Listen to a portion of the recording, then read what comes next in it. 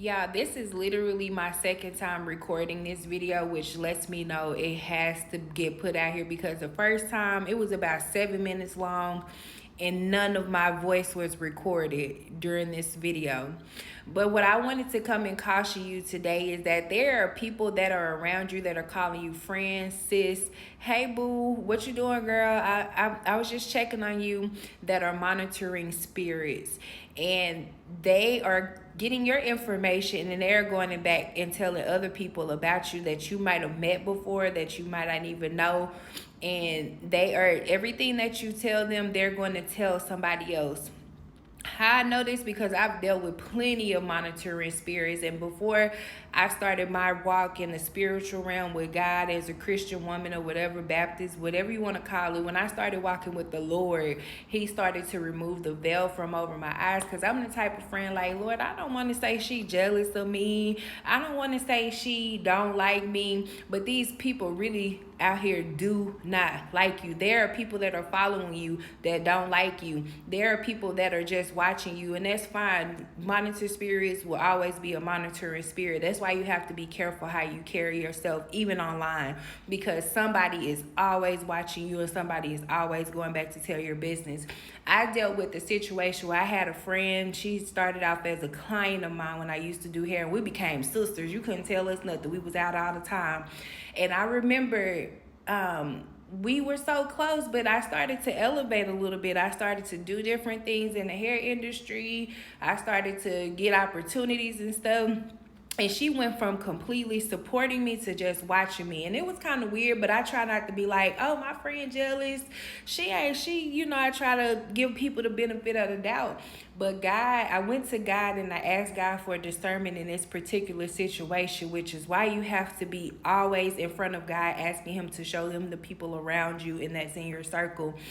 Because I decided to just like take a break from this friendship. We don't talk about that. Sometimes as women, we need breaks from friendships. It's kind of like a relationship. We gotta have we gotta have our time.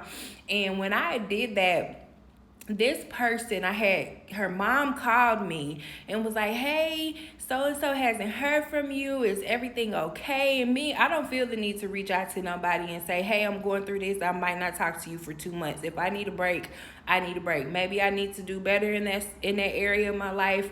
Who knows? God's working on me too. I'm not perfect. But back to the story. So going back to this old friend, her mom called me and was like, hey, so and so hasn't heard from you, is everything okay? And I'm like, yeah, I'm asleep right now. When I get a moment, when I get up and gather myself, I will call her. I kid y'all not, 10 minutes later, maybe even, no, about an hour later, the police was knocking at my door, quote unquote, doing a wellness check. So this is how these monitoring spirits work. When you decide to cut them off, they will go to extreme measures to figure out what you're doing, how you doing it, why you stop talking to me, why you stop telling me your business. So it's real out here, guys. When God removes that veil over your eyes so you can see things in the spiritual realm. And so me, I didn't answer my door because you came to my house uninvited. Sorry. And I just told your mom that I was okay and that I would call you. So, and all of a sudden I started getting all these calls from random numbers. Nobody's saying anything on the phone. Nobody's, when I call back, nobody's picking up. So I'm like, who is this calling me from all these New York numbers, all these random Texas numbers and stuff? So I was just like, this is strange, So the police was like, yeah. I didn't even answer the door, but I ended up calling her and I was like, did you send the police to my house? Yeah, I was just checking on you because I'm a good friend and I just wanted to check on you and I just wanted to, okay, but I had just told your mom that I was just gonna call you when I got myself together. So that right there, at first I tried to just blow it off like, well, maybe she was really concerned about me. But the Lord said, no, this is something deeper than that. This person is upset is because you have stopped sharing personal information with them. You stopped telling them your plans, dreams, and goals. And you already know what the enemy does when you kind of cut them off sharing your personal life, they get upset. And I've also dealt with this with other friends that I've been friends with for years, like 16 till now. These people will help you. These people will say they love you. These people will say I'm here for you. But when you start to elevate, and when God starts to call you into a place of where you used to be, like I used to be bad out here. I done been to jail. I used to steal. I smoked. I drank. I fornicated. I did all of these things. Like I used to be really outside. Like if you know me outside of this, you know I used to be outside. And when I decided to change my life, so that everything else started to change. But these people, what it is that they are attracted to what you're doing, but they don't understand. So they get jealous.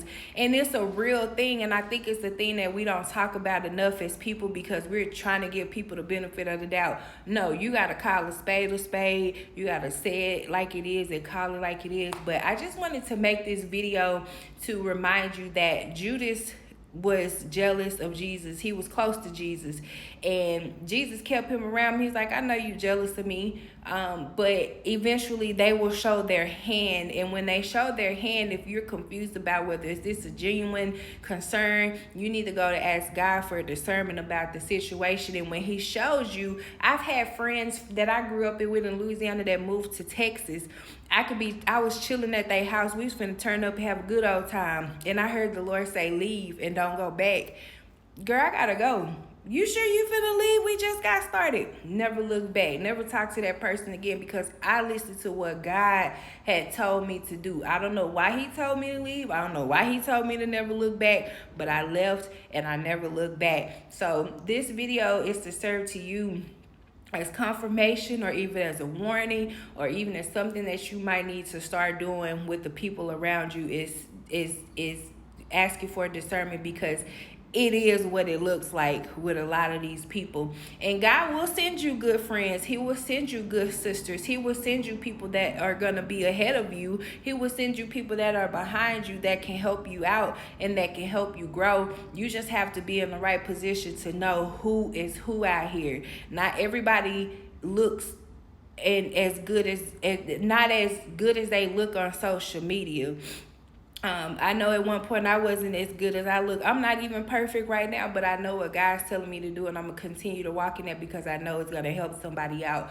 But this, when I say it's real out here, it is real out here. Monitoring spirits, jealous spirits, hateful spirits, lying spirits, they are real. And if you're not careful, you'll get caught up in the web with those spirits. So I got to get back to work, but make sure you watch your circle. Make sure you pray for discernment, and keep God at the head of your life, and he will show you everything. All right, peace.